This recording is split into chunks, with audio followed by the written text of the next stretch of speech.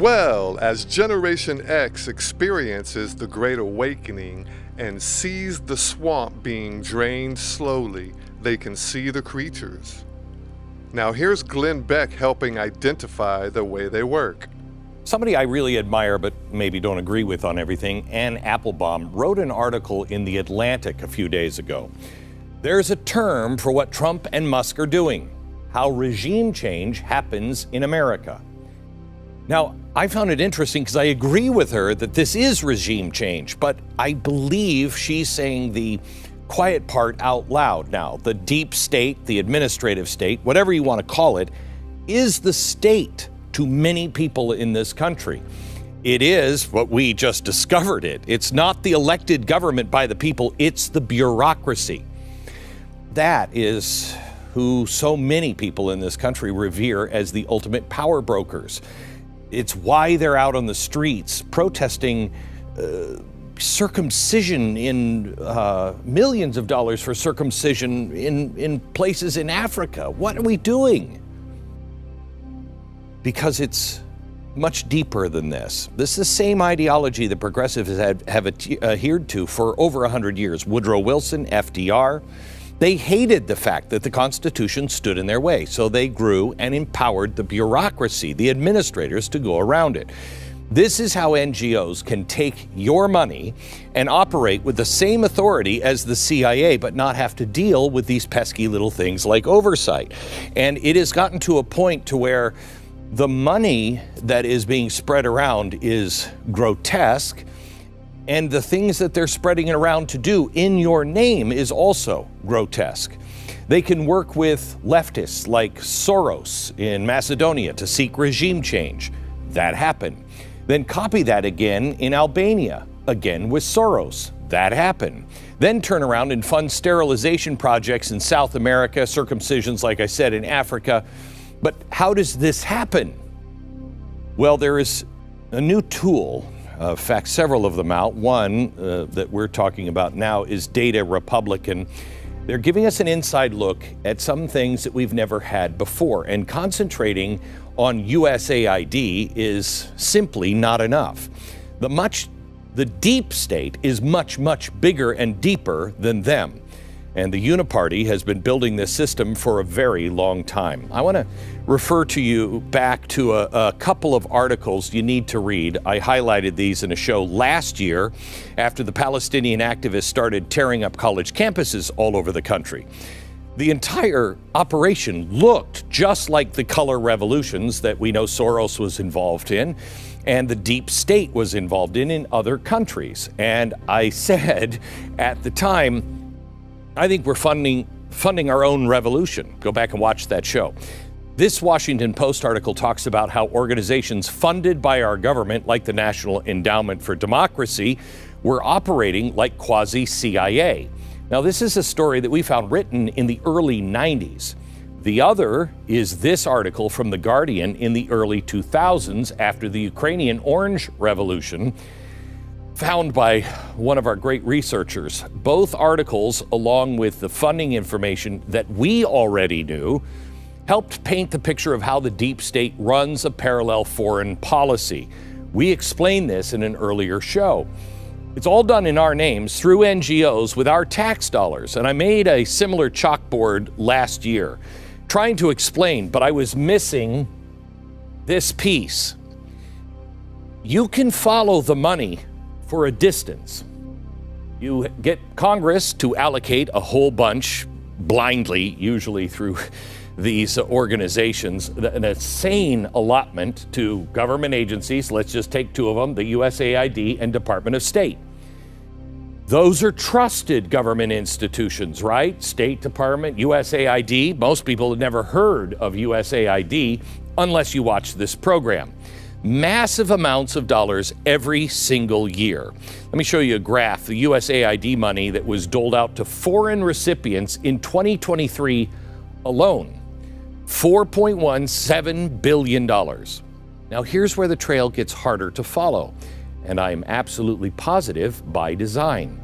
The money is then moved from state and USAID to other trusted organizations like the National Endowment for Democracy.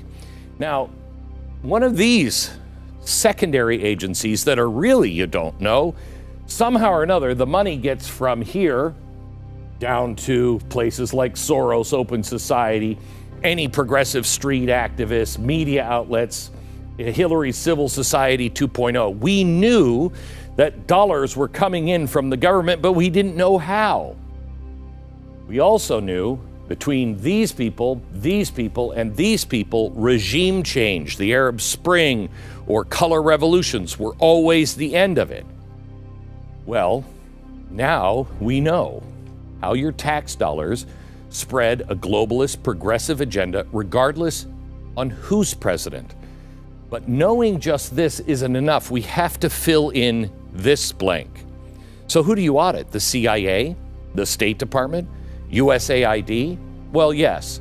But if you stop there, the deep state lives on. We have to go deeper.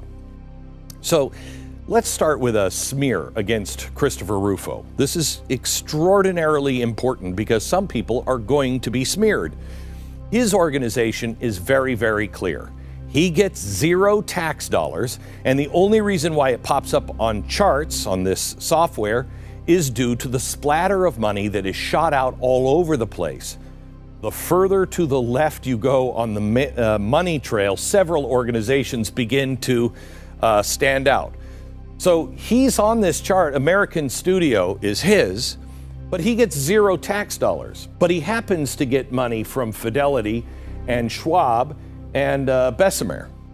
Now, are they getting tax dollars? No, which means that maybe somebody at World Vision and Notre Dame has made a donation here and it went here, but not tax dollars. Okay, the names that keep popping up, the Consortium for Elections and Political Process Strengthening, CEPS, where is that? Right here.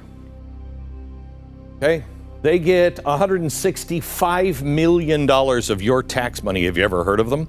How about East-West Management Institute? Because they're getting $25 million every year. The National Endowment for Democracy and their affiliates like NDI. Right here, 167, 362 million. Then you have Freedom House, which is right here, another $93 million. And oddly enough, we notice that the Tides Foundation, our old friends, show up on the chart, clearly showing the Tides Foundation is receiving U.S. tax dollars. Now, back in the old days at Fox, I showed you the entire purpose of Tides is to be a progressive left-wing dark money machine. It's money laundering, legal, but money laundering nonetheless. You cannot trace money. Once it goes in, it goes dark. You can see what's coming out, but you don't know who's giving it. Leftist billionaires, organizations, they all donate to Tide specifically so their money can go dark. So why is the Tides Foundation getting tax dollars? Well, maybe this is a one-off. Let's do a money trail search on Tides and see what pops up. Are they involved in anything else? The Tide Center. Oh, holy cow. Now, this is, again, we're going to find deeper levels here soon. But this is showing the entire money trail for Tides. On the chalkboard, again, I have a few notable ones. Oh, Freedom House, NED, CEPS, East-West, Intranews.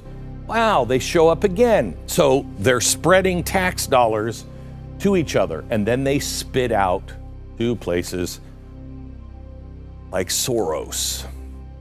Now, let me go to something local, something here in the United States. A couple of weeks ago, I told you about one of the largest NGOs that is involved with migrants coming into our country. It's Global Refuge. It's a cute little NGO that received $221 million of your money. Let's look at their flow chart. Their budget included $221 million of your money. Take a guess who shows up on the chart. Oh my gosh. Internews. SEPs, East West, NED, Tides Foundation. SEPs labels themselves as an organization that supports electoral processes and civil society. What's happening here? This is about the border. Annually, they handle about $500 million of your tax money, and it mostly comes from USAID.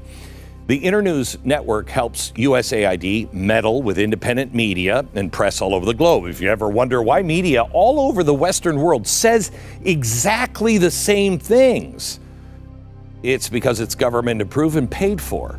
According to USAID, quote, in 2023, the agency funded training and support for 6,200 journalists, assisted 707 non-state news outlets, and supported 279 media sector civil society organizations.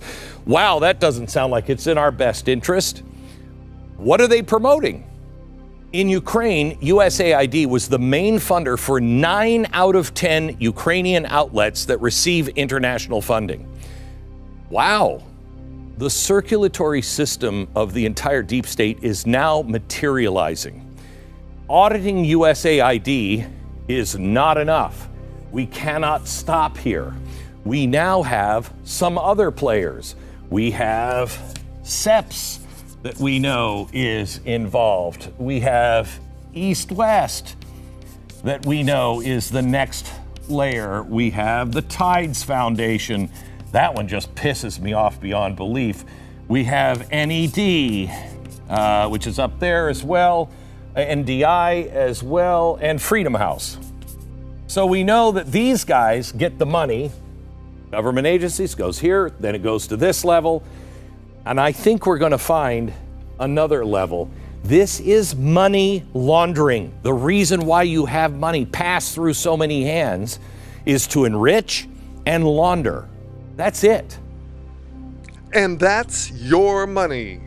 Sounds like it's time for a deep cleansing in the swamp. Welcome to 2025.